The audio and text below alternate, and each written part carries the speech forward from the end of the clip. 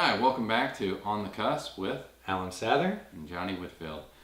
Today we're going to talk about ending domestic wars. Domestic wars meaning war on drugs, War on poverty, guns.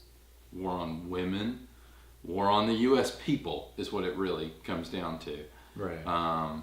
We already talked a little bit about the drugs and how we're spending $40 billion a year hunting people for growing and smoking marijuana, which is absurd. We need to be focused on the bigger picture. Yeah, not and these little. Not that that's not a problem, but that's a personal it's thing. a personal choice. And by legalizing drugs, I recently read an article that was saying how the full legalization in Colorado and Washington is already hurting the cartels, the drug cartels in Mexico.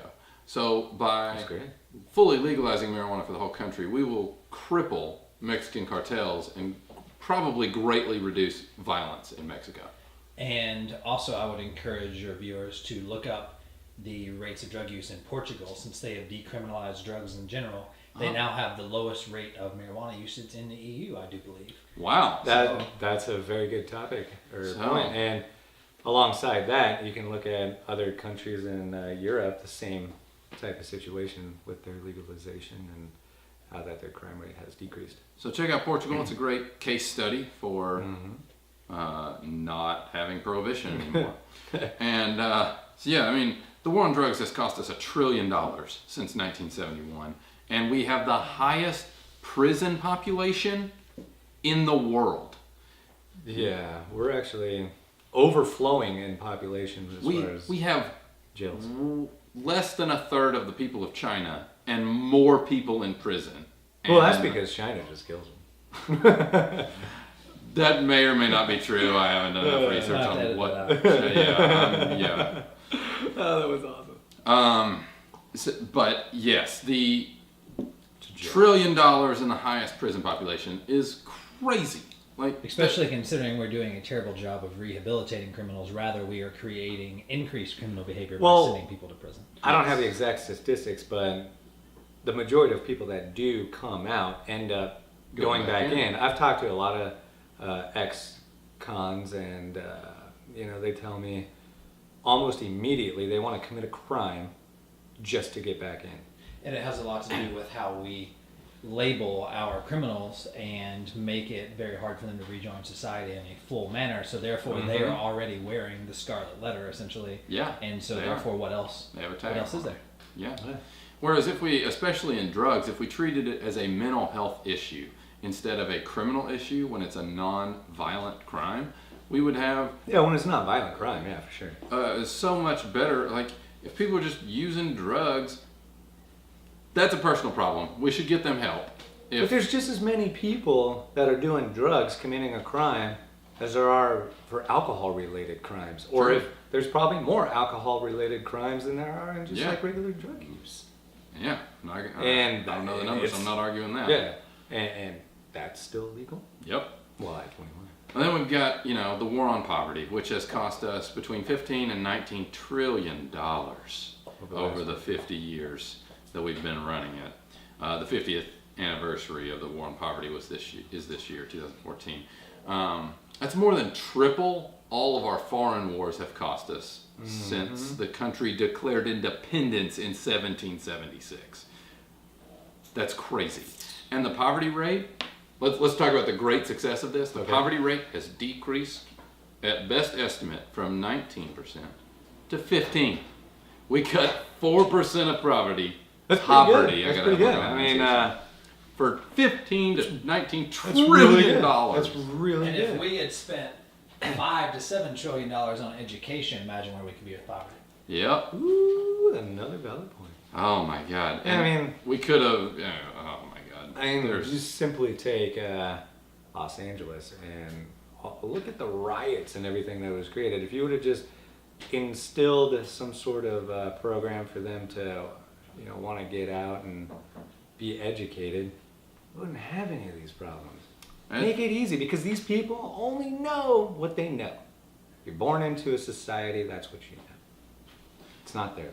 So creating opportunity would go a lot further than throwing money at a problem. inefficiently and ineffectively, which is the government's, bread and butter. So that's a ton of money we're wasting. And I mean, we briefly mentioned the war on guns and women, trying to restrict stuff. It really just comes down to the government shouldn't be telling us what to do. Exactly. With their guns, it is just trying to control us. And it's also trying to legislate a problem that is a psychological problem, not a legislative problem. If we would, this is just a little plug for the war on guns, but if we would maybe get our kids help, get our kids psychological, mental health, and educate them in a way where maybe they don't want to kill people, then we won't have to restrict guns from them. Right. And what happened the day where kids carried guns to school and they had a firing range? They didn't shoot each other then. Exactly. Right. And I mean, and the whole guns kill people. No, they don't. People kill people. There are more deaths from blunt objects than guns. So we're gonna just ban all the blunt objects? I mean, ban baseball bats. Exactly. Ban crowbars. Right. So that makes no sense. And the real problem, I mean, is the overall war on U.S. people. I think with the NDAA, which was signed by President Obama, which allows the indefinite detention of American citizens without due process. Well, what about the drone program? Yeah, that's pretty awful too. The Obama can literally kill people with drones whenever he wants, if he decides that they're a threat to national security. It's one person's quite vague, huh? Yeah, real vague.